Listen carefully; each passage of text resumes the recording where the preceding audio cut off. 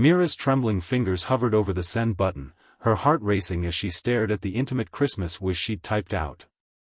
Little did she know that one small mistake would change her life forever, connecting her with a man she'd only seen from afar. If you've ever believed in destiny or second chances, this story might just restore your faith in the magic of Christmas. Stay with me until the end to discover how one accidental text message brought two broken souls together in the most unexpected way. If you're enjoying this story, please take a moment to like this video and subscribe to our channel for more heartwarming tales that remind us of the power of love and connection. The snow fell gently outside the floor-to-ceiling windows of Mira Kapoor's corner office. As CEO of Horizon Innovations, one of Mumbai's fastest-growing tech companies, she had everything most people dreamed of: success, wealth, respect. Yet as she gazed at the twinkling Christmas decorations adorning the city skyline, a familiar emptiness settled in her chest.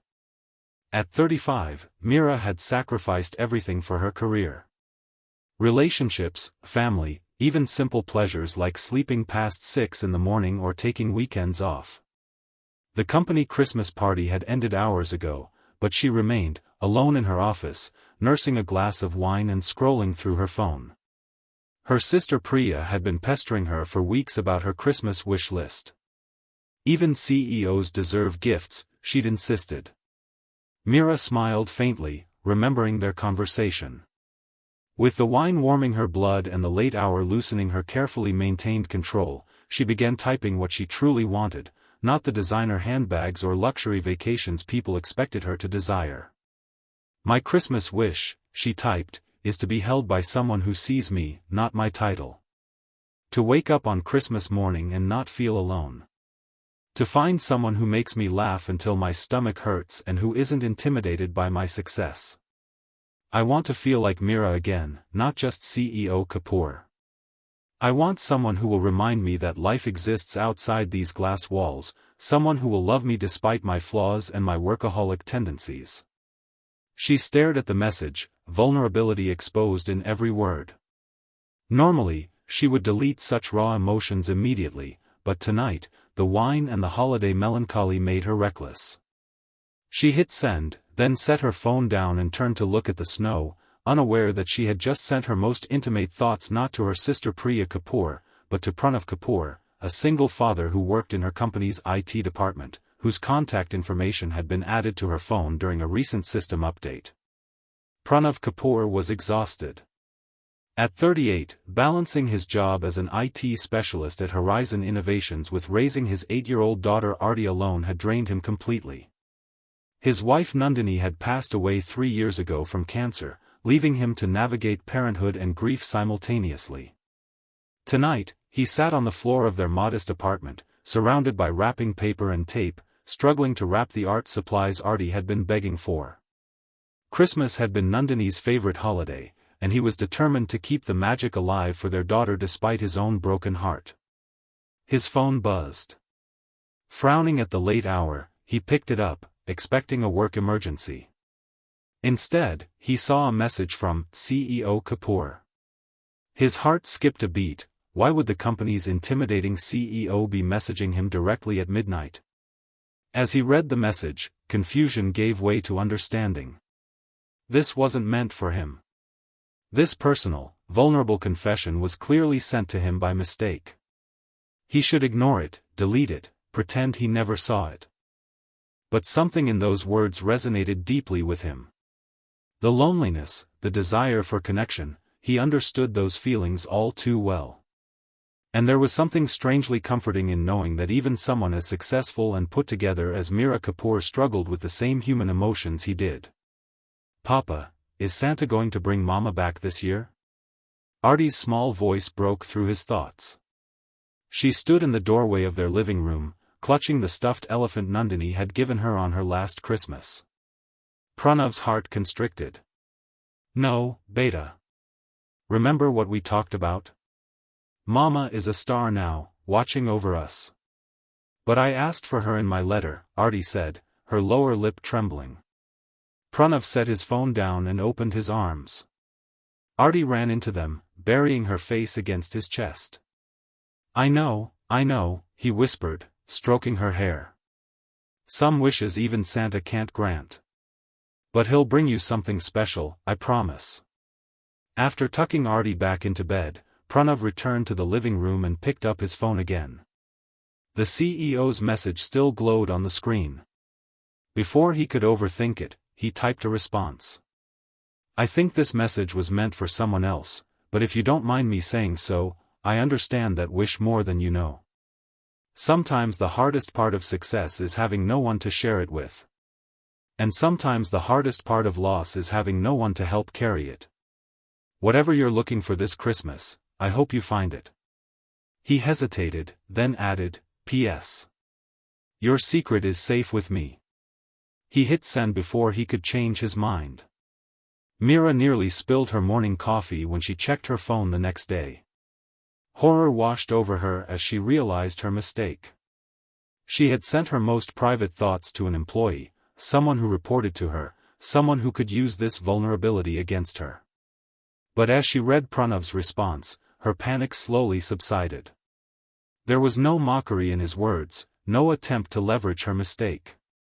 Just understanding and a surprising gentleness that made her curious about the man behind the message.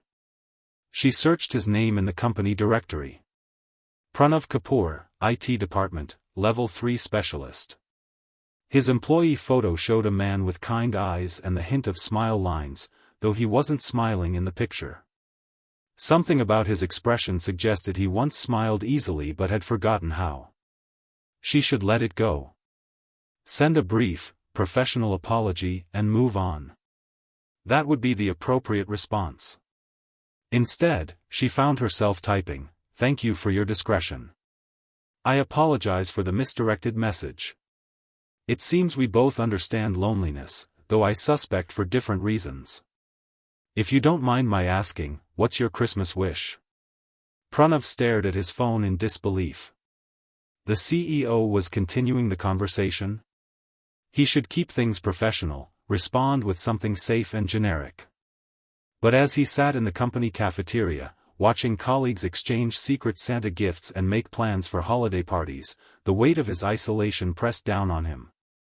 For once, he wanted to be honest about how he felt. My Christmas wish is to see my daughter smile like she used to. To find the words to explain why some people leave us too soon. And maybe, selfishly, to remember what it feels like to be more than just Artie's dad or the IT guy. To be seen as Pranav again. He sent the message, immediately regretting his candor. This was his boss, his boss's boss's boss, actually. What was he thinking? His phone buzzed with her reply, "I think we all want to be seen for who we really are. That's not selfish, Pranav. That's human." Over the next week, their messages continued. Brief at first, then longer, deeper. They were careful never to cross professional boundaries, yet something undeniably personal bloomed between them. They shared small details of their days, fragments of their pasts, pieces of themselves they had kept hidden from others. Mira learned about Nandini, about how Pranav had met her in college, about their dreams of traveling the world together before settling down, dreams cut short by her diagnosis shortly after Artie was born. She learned about his struggle to be both mother and father to a little girl who asked impossible questions. Pranav discovered how Mira had built her company from nothing after being told repeatedly that she was too young, too female, too ambitious. How she'd stopped dating years ago because men either wanted to control her or were intimidated by her. How her parents still asked when she would settle down, despite her remarkable achievements. They were careful to maintain their professional distance at work. If they passed in the hallway, they exchanged nothing more than polite nods. But each night, their phones would light up with messages that felt increasingly like lifelines. "The company Christmas party is tomorrow," Mira typed one evening. "Will you be there?" "Yes," Pranav replied. "Artie's spending the night at my parents' house, so I thought I should make an appearance." "Good," Mira responded. "I'd like to meet you properly. Not as CEO and employee, but as Mira and Pranav." Pranav's heart raced as he read her words. "I'd like that too," he wrote back. The company Christmas party transformed the office atrium into a winter wonderland. Fairy lights twinkled from every surface, a massive Christmas tree dominated the center of the room, and waiters circulated with champagne and hors d'oeuvres. Mira moved through the crowd with practiced ease, shaking hands, making small talk, playing the role of confident CEO perfectly. But her eyes constantly scanned the room, looking for one face in particular. She spotted him near the punch bowl, standing slightly apart from a group of his colleagues. He wore a simple dark suit that fit him well, his hair neatly combed. He looked different from his employee photo, more present, somehow. More real. Their eyes met across the room, and for a moment, everything else faded away. Mira felt her carefully constructed professional facade crack slightly. This man knew her secrets, her vulnerabilities. And somehow, that didn't terrify her anymore. She made her way toward him, stopping occasionally to exchange pleasantries with employees, but always continuing in his direction. When she finally reached him, she extended her hand formally, aware of the curious glances from those around them. "Mr. Kapoor, I'm glad you could make it tonight." He took her hand, his touch warm and steady. "Ms. Kapoor. Thank you for the invitation." The formality of their exchange belied the intimacy of their nightly conversations, and Mira felt a smile tugging at her lips. "Are you enjoying the party?" "It's lovely," he said, then added quietly, "though not as lovely as finally meeting you in person." A warmth spread through her chest. "Would you mind joining me for a moment? There's something in my office I'd like to show you." Curious eyes followed them as they left the party together, but Mira held her head high. Let them wonder. For once, she didn't care about appearances. In the privacy of her office, with the door closed behind them, they stood facing each other, suddenly shy despite weeks of intimate conversations. "I feel like I know you," Mira said softly. "Yet this is the first time we've really spoken." "Words on a screen can reveal more truth than years of face-to-face conversation sometimes," Pranav replied. "But I'm glad to finally see you, the real you, not CEO Kapoor. And I'm glad to see Pranav, not just the IT guy." She smiled, then gestured to her desk where a small, wrapped package sat. "I got you something. For you and Artie." Surprised, Pranav accepted the gift and carefully unwrapped it. Inside was a beautiful photo frame, and within it, a voucher for a weekend trip to a nearby hill station known for its Christmas celebrations. "I hope I'm not overstepping," Mira said quickly.